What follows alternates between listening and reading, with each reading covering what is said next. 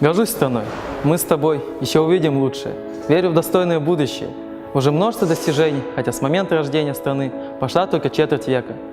Человека во многом благодарить мы должны. Имя ему Ельбасы. Но это не значит, что один он все начал. Ведь страна – это люди. Будем мы, и все будет. Все зависит от нас. Не имеет значения пол или раса. Нужно стараться, чтобы чего-то достичь. Лень – процветание и бич. Нести нужно каждому вклад. Здесь и старый, и млад просто необходим. В участии успех только видим. Держаться нужно все вместе, и каждый день будут хорошие вести о курсе, программах и прочем. Все хорошо будет очень. Не слушайте тех, кто все порицая и отрицая, твердит, мол, бедам нашим нету конца, и это никогда не закончится. Эти мелкие люди, они не видят сути всех перспектив, лишь негатив услышишь от них. Я не пустослов, я действительно таков. Я верю в светлое завтра, то, что выйдет все складно.